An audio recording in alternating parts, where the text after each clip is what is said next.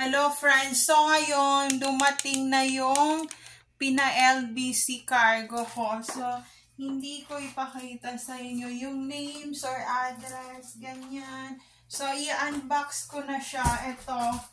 And sana hindi siya nabasag kasi sabi ko air cargo pero sea cargo pala. Sabi ko naka-sea cargo siya, kaya pala umabot ng halos 2 buwan, tas hindi pa mahanap sa mga branches ng LBC dahil nga sea cargo pala to. Sabi ko air cargo, pero sige na, at least dumating. Ang tanong kung naayos ba o anong laman. So ayun, meron pa akong cargo na hindi pa nakuha. At least makakapahinga naman ako dito sa LBC na to dahil ano na siya, receive ko na. Thank you LBC International from Luzon, Visayas, Mindanao International. Pero maganda lang ang pagka-shield nito kasi parang nilagyan nila ng aluminum nga, ganyan-ganyan.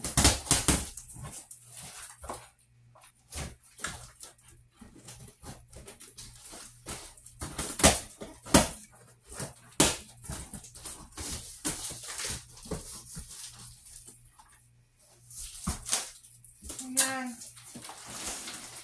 May pa-aluminum foil sila dito. Ayan, may pa-aluminum. Ayan. Ang bango talaga ng pagkargo ng ibang bansa, no? Amoy ibang bansa talaga. Ewan ko ba't ganun. Ba't sa ibang bansa ang bango ng pakargo? Pero pag yung dito sa pag dito sa Pilipinas dinala sa ibang bansa, bakit hindi mabango ang cargo na galing dito sa Pilipinas? So ayan, so ito na siya.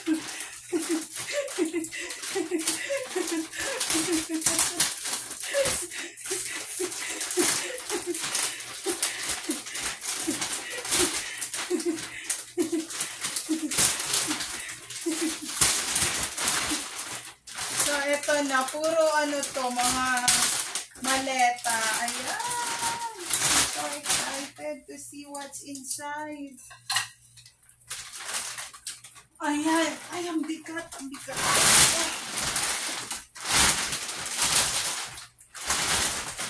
Ayan, maleta yung laman nito. Kasi nilagay ko sa maleta yung mga gamit. Oh, Diyos ko, ito na siguro yung camera. Ayan, Kasi pag mayroong mga nangyari na emergency flight through Philippines, hindi nila madadala ng mga anak ko to. Pag sinabing pack your things and need to, need to flight. Kasi ganun ang mga gobyerno sa ibang bansa. Pag sinabi nila mag-empake dahil i-a-attack sila ng ibang country, walang pwedeng dalhin talaga. Kung ano yung suot mo, yun lang madadala mo and not allowed to bring luggage or backpack. Yun ang problema. So, sana naka-record tayo. Yun ang problema na dapat na alam ng taga-Pilipinas na huwag masyadong kampante sa araw-araw, lalo na sa Luzon, Visayas, Mindanao, and International. Kasi pag nasa ibang bansa ka, pag sinabi ng gobyerno na pack your things and kinatok kayo sa door, hindi ka na pwedeng magdala ng maleta. Hindi na pwede, not allowed. Ihagis nila yon and sasabihin nila not allowed. Kahit sabi mo pang, kahit umiyak ka pa na camera ko to, cellphone ko to, mga mahalagang gamit ko to, ganyan-ganyan, not allowed to bring kasi madaming sinasakay rin doon sa aeroplano. So, nag-ano rin sila ng bigat nung aeroplano talaga, lalo na kung mga talaga yung pa sa gobyerno yung mga eroplano, ganyan-ganyan. Ayaw nila na maraming dala yung mga nakasakay. Kaya kung nakita nyo yung nangyari sa Iraq, kung nanood kayo sa balita na hindi sila na-organize doon sa refugee camp na lahat sila umakyat doon sa C-130. Ang nangyari noon, parang nagka-crash landing ang nangyari noon kasi sobrang bigat talaga.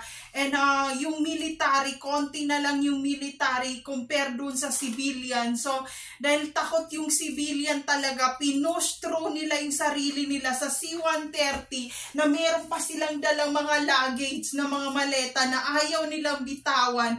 So yun ang mga mangyayari ngayon na dapat alerto kayo, dapat alam nyo ang gagawin. So dahil yung time na yon, hindi ko isa shout out yung lugar na yon, yung time na yon, nadidinig na namin yung mga parang nanginginig talaga yung lupa na parang nag-earthquake na doon sa lugar. And ayoko i-shout out ang country, kaya sabi ko hindi na maganda dahil nanginginig nga yung yung nagsishake yung lupa. Sabi ko parang may earthquake, hindi pala, nasabuga na sa kalahati nung area nung bomba talaga. So I don't wanna shout out the country kasi not allowed to vlog in that country for sensitive issue, and ayoko masama doon for international media issue, kasuhan si ganyan. So ayan, wala akong pag-abswelto kaya walang shout out. So yun, ang bigat nito kasi yung nagdala nito, sabi niya sa akin, "Ma'am, sobrang bigat nito sa air cargo to." Kaya siguro hindi inalaw ng cargo airplane, kaya napunta sa barko na sea cargo kasi mabigat naman talaga siya. And then ako lang nagbuhat nito mag-isa. Sabi niya, mabigat talaga pero itry sa air cargo. Pero yung binayaran ko air cargo talaga. Pero baka nung nandoon na siya sa custom, hindi inalaw kasi sobrang bigat nito. Sa isang box na to, mga 5 box pa nito yung bigat compare dito. Kaya sabi niya, "Ma'am, ano pong laman? Sobrang bigat talaga." Sabi ko, babayaran ko, walang pakialaman sa bigat. Basta sabi ko kasi in case na mag-alarm ang country for emergency flight. Kasi nila yan, emergency flight nila kung may mga kung calamity na hindi na talaga masolusyonan or gera na hindi na agad na magawa ng paraan. Ang gagawin nila yan, sasabihan nila yung government na kung sino yung mga expat or hindi taga doon, pwedeng magbawas muna and pauwiin sila sa mga country nila. So yun, ang naisip ko, iuwi lahat ng gamit namin bago tumaiwan kasi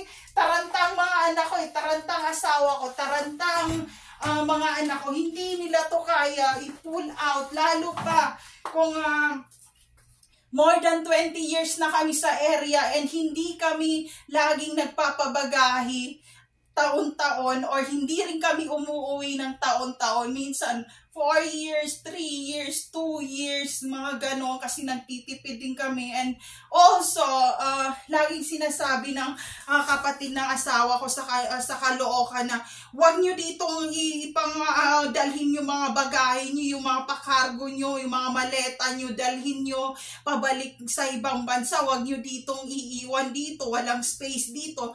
Walang space, wala naman nakatira doon sa Caloocan. Sabi ko, di huwag na lang dalhin. So ayun, ang ginawa ko, sabi ko sa asawa ko, mag-cash ka ng condo, so doon natin ilalagay lahat ng mga basura natin, ang mga bagahe natin, ang mga maleta natin, kasi wala tayong kumbaga storage station na headquarters, ganyan-ganyan. Ayaw naman nila kami doon palagyan ng mga damit. Ultimo, isang maleta lang, ganyan. So, kunin mo yan, Jasmine, yan hindi pwedeng tumagal yan dito, ganyan-ganyan. So ayun, kaya ako nag-reveal ngayon kasi gusto kong tumaas ang aking subscriber and also magkumita na rin kasi mahirap makituloy. Yun ang problema. For 19 years na nakituloy kami, ang hirap dumepensa. Alam mo, kung wala ka namang idedepensa kasi wala ka naman talaga na pera para depensahan ng i-absuelto mo kung meron ka life sentence na mga mahal mo sa buhay. So, ayun. Ayun, yun yung mga explanation natin. So, buti na lang. Thank you at dumating na rin. So, tingnan natin ang laman. Kaya nga sabi niya, sobrang bigat. Sabi ko, wala kasi nga, ang daming nagpabagay. Sabi ko, kayo lang, pag nag-emergency red alert dito, kayo lang ang magpabagay and kami maiiwan namin mga gamit namin dito. So, ayun. Ayan yung mga laman ng mga cosmetic, mga bags, ayan. Ito, mga sapatos, lahat na ng sapatos dinala ko, ayan.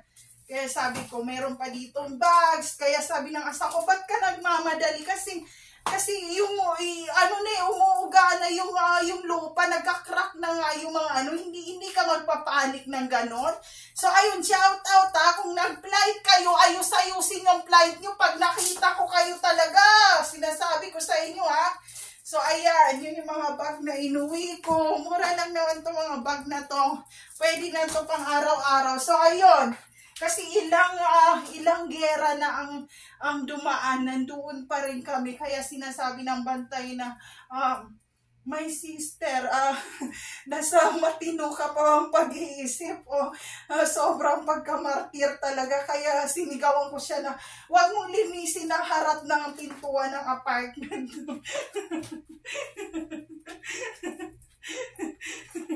So, ayan, okay naman yung camera, hindi naman siya nabasag. So, ayan, okay naman yung camera. Diyos ko, ayan, mga camera, kay Hero, kay Gabi, itong camera na to. Meron pa siya ditong footage na mga sa school nila, and we will see what happened in this camera kasi si Gabi ang nagdala nito sa school, and hindi ko alam kung merong memory or what. Dahil siya ang gumamit nito. Kasi nga sila parang end of school year party. Waterproof to Merong memory nga. Waterproof to Binigay ito ng lolo nila. Ang edad pa ni Gabi nung binigay ito, hindi pa siya nag 1 year old. So, ngayon si Gabi, anong edad ngayon ni Gabi? Si Gabi ngayon ay 14. So, ito ay 14 years na camera. Ayan, wala pang gas-gas. Ganyan ako mag-alaga talaga pang forever. Ayan, 14 years na siya, walang gas-gas. So, ayun, ang bango. Ang bango talaga ng mga package talaga sa ibang bansa.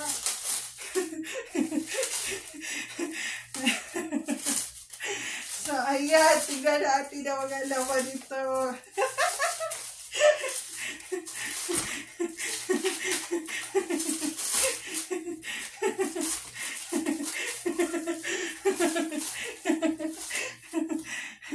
Do more, make you sparkle. Ayan, do more, make you sparkle. Sparkle. Ayan.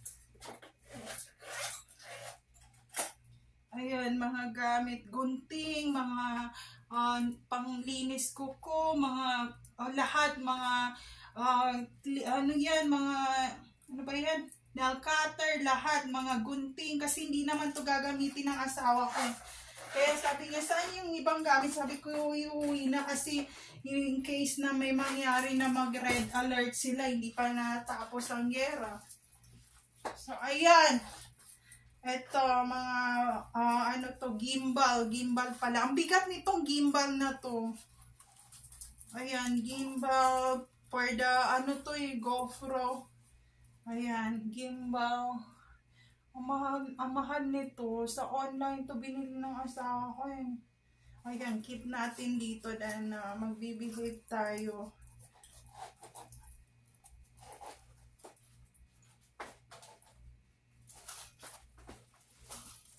So, ayan, ang mga lenses. Ang lenses. Ang lenses, baby. Baby lenses. Baby lenses.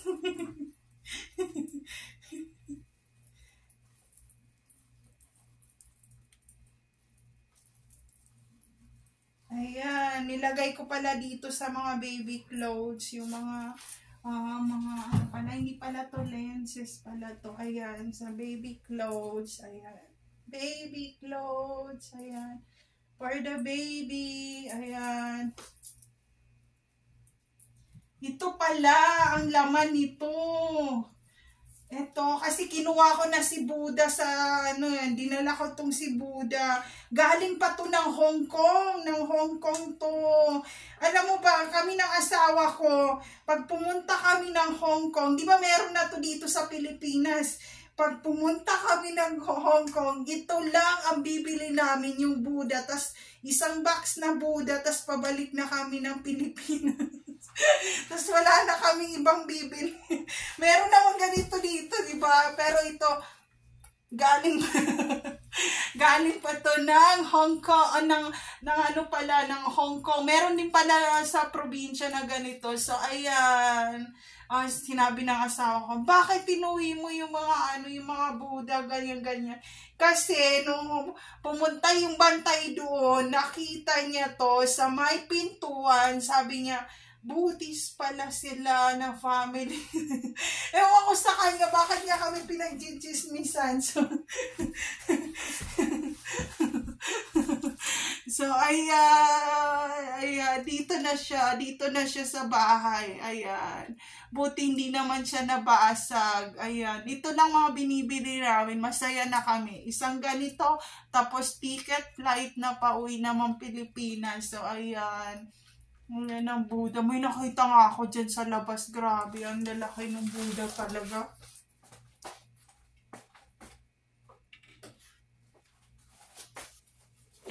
So, eto, bumili ng bagong Air 2 Pro na wireless noise cancelling ang earpads ang asawa ko. And hindi pa niya to nabuksan and dinala ko. Ayan, dinala ko rin. Sabi niya, ba't mo dinala yung original to, diba? Sound cord, ganyan-ganyan. Sabi ko, kunin mo na lang. Ayan, pinapakita ko kasi para makita mo. Hindi ko bubuksan yan baka sabihin mo grabe ang mga padala na to.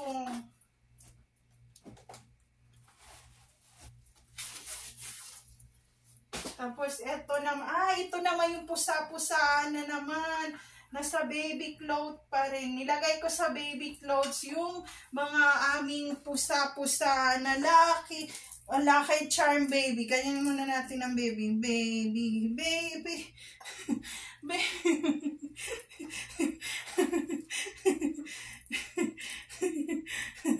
Baby. So, ayan. Ang laman naman nito ay ayan, sa Hong Kong din to galing. Ayan, pusa-pusa na pampaswerte. Ayan. Ito, bibili lang kami nito, tapos babalik na kami ng Pilipinas. Tapos magtatawanan kami ng pusa. Ang hilig namin sa mga pusa talaga. Si Hiro, si Gabi, buti dito sa condo, pinagbawal ang pusa talaga at mga aso. Talagang kami ng pusa. And yung mga pusa namin nakakausap namin sa bahay.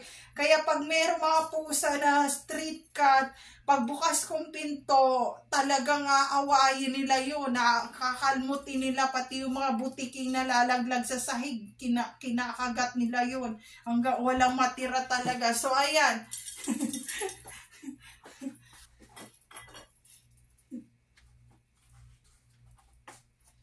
So, ayan, may baby clothes pa, ayan.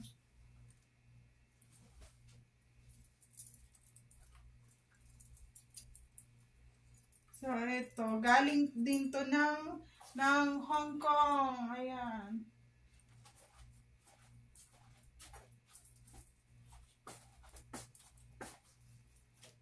Tapos ito, galing ng Hong Kong. Mabigat to, mahal to.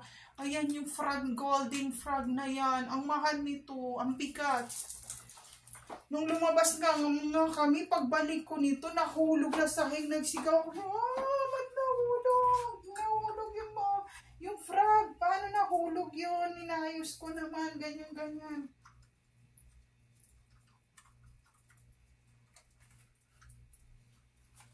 O, ito naman yung solar na pusa. Pusa-pusahan. Doon din yan sa Hong Kong yan.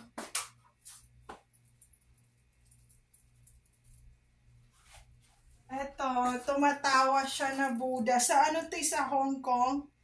Ayan. Ayan. Tumatawa na Buddha. Ilang years na ba tong Buddha na to? Ang tagal na niya. Ayan, tumatawa siya. Ayan. Tigbaliw si Buddha eh. Siyang nakakakita ng mga invisible tip, kaya siya tumatawa. Naging ano siya eh, naging tigbaliw siya na ano, lumaki siya. Pero baby siya, baby Buddha talaga siya. Kaya siya parang ginawang lucky charm. Baby Buddha siya, pero nagiging matanda siya na nagbabantay sa mga invisible tips. So, ayan, kaya ginawa siyang lucky charm, Buddha, ganyan, ganyan.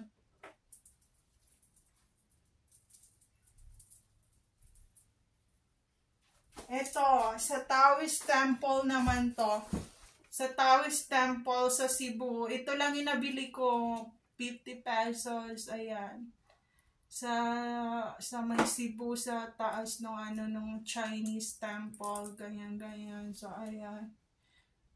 Tapos, nag-pray din ako doon. Ganyan, ganyan. For the baby girl nga sinabi ko, pero sinabi nung ano, nung parang tumitingin nga sa ano na yun, sa Taoist temple, sabi niya, it's not gonna happen, your wish. Kasi nga, sinute kong ganun, tapos parang may parang cookie, ganyan na letter. Sabi niya, hindi na raw ako magkakaroon ng baby girl. Siguro de matanda na ako. So, parang gusto kong umiyak noon, hindi ako bumili, hindi kami kumain. Tapos, nagwala ako sa loob nung nirentahan namin na van. And then, sabi ko, umuwi na siya, wag na niya kami iatid talaga sa Oslo kasi masama ang loob ko. Kasi nabasa ko yun sa cookie letter, pag ganun ko, sabi niya, it's not gonna happen raw. So, hindi raw ako magkakaroon ng baby girl. So, yun, pati yung asawa ko, si Hiro, sabi, paano yan, gutom kami. Sabi ko, kayo nang kumain. Kung kumain ako, hindi. Sabi niya, Bi, ano ba yan, ginastusan natin pagpunta dito ng Cebu City. Hindi ka, naging malungkot ka. Sabi ko, meron kasing lumabas doon sa ano, kasi sabi ko, wag ka na kasi magdasal doon sa sa temple na yun. Tapos, pumasok-pasok ka ba magdasal. Tapos, pag akuha mo ng cookie-cookie na yan, naging, it's not gonna happen ang nalagay na letter. So, ayan, dito ko nilagay sa baby clothing. Hindi na ba mangyayari? Who cares, di ba? Pero nasaktan ako doon sa sinabi niya doon sa letter talaga na hindi na raw mangyayari.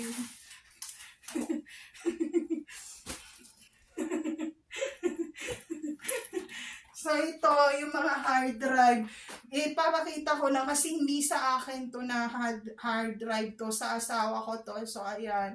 I keep it here and I don't wanna touch it. It's not mine. Sa kanya to. So, I don't touch the things of my husband. Ayoko magulping. So, ayan.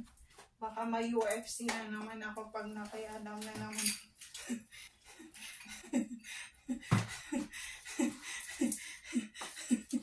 So, ayan. Wala naman nabasag. Wala naman nabasag. Kasi sabi niya, Bill, pag nabasag yung mga lenses mo yun. Ayan, wala naman. Wala naman. Wala naman siguro nabasag. Okay naman yung lenses.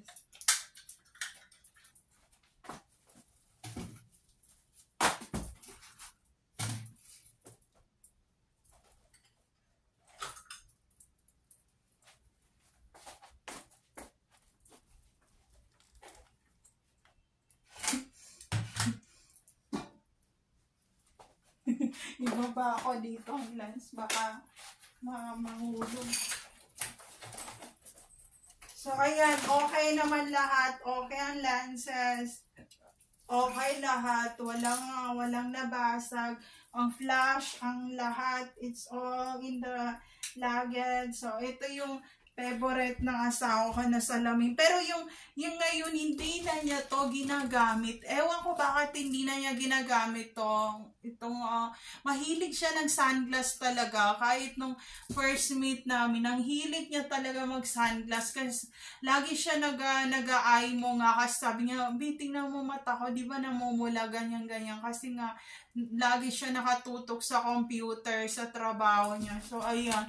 And lagi niya ako pinapagtawanan. Sabi niya, magpa-customize ka ng salamin mo na sunglasses. Kasi nahuhulog raw, kasi panguraw ang ilong ko. And sabi ko, ayoko na magsalamin, ganyan-ganyan. Kaya tumatawa siya sa akin. Sabi niya, magpa-customize ka. Sabi ko, mahal, magpa-customize. And then, gusto niya talaga akong bilhan ng customized na mahal na salamin talaga. Sabi ko, it's okay. Sabi niya, no, it's not okay. Yung customized talaga na mamahaling salamin. Sabi ko, pag umuwi akong Pilipinas yan, pag sinuot ko yan sa mall, tas biglang nalaglago, nahablot, or kung saan naiwan, sayang ang 1,000 sunglasses ko. So, sabi niya, it's okay. Wag na. Buti nililibre ka. Ayaw magpalibre. So, ayun. Sabi ko, ayoko magpalibre kasi kaya ko bumili ng salamin dyan sa tabi-tabi na hindi na may pangalan. And tumatawa siya sa akin. Sabi niya, sa lahat ng nakailala kong babae, ikaw yung pinaka-cheapskate and mumurahin ng taste talaga, no? Nakakatawa kasi yung mga ibang nakailala kong mga babae, ang mahal magpabili talaga ng mga gamit. So, ayun, who you are now, kasi ngayon, mukhang pati yung... Bakit hindi mo kaya magpakita ngayon sa media ng curve mo? Kasi ang asawa ko, kaya akong bilihan ng 1,000 na ganito. And I said, no, ayokong bumili. Kaya, ayun, sabi ko, bakit parang naging mahirap challenge yung asawa ko?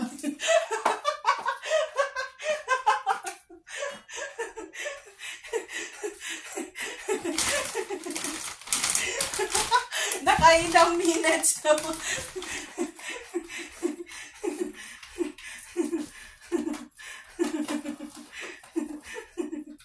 So, ayan, okay naman lahat. Basta yon. Basta yan, kahit yung perfume, gusto niya akong bilhan ng Chanel. And I said, no, ayoko ng Chanel. Nandito pa yung GoPro, oh. Nandito pa yung GoPro, pati yung gimbal. Pero okay siya lahat, walang nasira. And sabi ko sa kanya, ayoko magpabili. Ayoko maging kami. Yun ang lagi ko sinasabi, kaya natatawa siya. Sabi niya, ang ano talaga, madali ka makontento kasi wala pa rin tayong bahay. Yun, yung bago pa kami. Kaya sabi niya, hindi ako titigil hanggang hindi kita may bahay talaga. Kasi sobra-sobra na yung pasok ng swerte. Pero bakit hindi tayo sinuswerte ng sarili nating bahay? So ayun, kaya nagiging emotional lang ako, nalulungkot ako. Kasi siya naman ang nagturo sa akin ng mga class na yan. Kung ako, wag na. So, ito, nandito yung camera niya. Ayoko nang pakita. Ayan, okay naman siya lahat. Kasi, pag meron nangyari dun, hindi niya ito madadala and papasukin yung apartment. Kumunin nila lahat to. Hindi mo ito mabibili ng ganun-ganun lang dito sa Pilipinas, di ba? So, ayan. Ang dresses. Ayan, dresses. Ang asawa kong mahilig bumili sa akin ng dresses kahit nung bago pa kami. Ayoko bumili ng damit talaga. And then, sasabihan niya ako na, bumili ka ng damit. And then, one time, pumunta kami ng mall and sabi ko, tama na, ang dami ng damit. Ganyan-ganyan. Sabi niya, bumili ka ng damit. And then, sabi ko, ipabagahi ko kaya yung mga damit. Galit na galit siya. Sabi niya, bilhan mo sila ng sarili nilang damit. Huwag mong ibigay yung mga damit mo kasi damit mo yan, hindi sa binili ko. Yung damit mo, para lang sa'yo na damit. Huwag mong ipamigay sa iba. Give them a brand new, not the second hand that you already used. So yun ang lagi niya sinasabi, di ba? Kaya nakaka-weird yung ugali ngayon ng asawa ko compare sa dati, di ba? Sobrang ano niya. So ayan. And then pag binilihan niya ako, sabihin niya, B, isukat mo na ngayon na kasi nga gusto kong makita kung bagay sa'yo. And dinadala pa niya ako ng mga sa salon, ganyan, para magpaayos. And then parang nagchichismis sa mga tao na parang may pagkabakla na yung relasyon nila kasi parang todo postura na yung bago niya. Tapos ewan ko, hindi ko alam, basta yun na yun. And I hate him. Sabi ko, wag mo akong pakialaman. Sabi niya, di ba bagay sa'yo itong damit na to? Hindi bagay sa'yo yung mga ganito na mga, nung naglayas ako, nung naglayas ako, na nakita niya ako, sabi niya, oh my God, you look basura na, change your clothes nga, B, and I buy you new clothes. Ang pangit ng damit mo, babalik ka na naman sa pagiging walang kumbaga direction ng buhay, ganyan-ganyan. Sabi ko, I hate you. Pinapakialaman mo lahat ng bagay, ganun. So, etong kanyang camera, ayan, ang laking camera niya, shout out, ayan, hindi ko to pakialaman, sa kanya to. Then, sabi ko, pag hindi mo yun na ano yung camera na yun, ganyan-ganyan. So, ayan. Ang dami niyang lenses dito, so I keep it na here. Kasi nga, baka mapagalitan pa ako. Ang dami yung lenses na.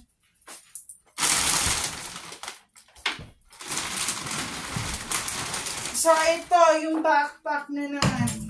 Anong laman ito?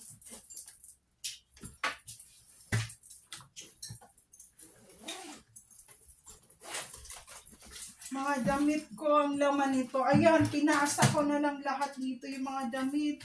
Ganyan-ganyan sa pagmamadali. And nagkaroon ng traffic sa cargo. Ang dami rin nagpa-cargo. Maya-maya nandoon yung mga tao. Doon din nila binabalot yung iba nilang pa-cargo talaga. And then, ang dami rin tao sa airport. Talagang taranta lahat. Nag-online sila ganyan. Tapos, flight, na-cancel flight, ganyan-ganyan nangyayari. So, alam nyo na kung anong nangyayari, bakit mahal ang pamasahe. So, mga dresses ko lang to, mga damit, pambahay, hindi ko na basta yun na lang yung lenses, camera, kasaya, makamaiwan, mabigat yun. So, ayan, nasa garbage mode pa yung ibang madamit ko talaga. Kasi nata ko si Gabi, si Hero, ganyan. Sabi ko, ayan, yung mga kung ano-ano dyan. So, ayun, yun lang ang laman ng unboxes. Sinave ko lang yung mga cameras, ganyan kay sayang at mahal yan. So, ayun, gusto ko lang i-share, friends.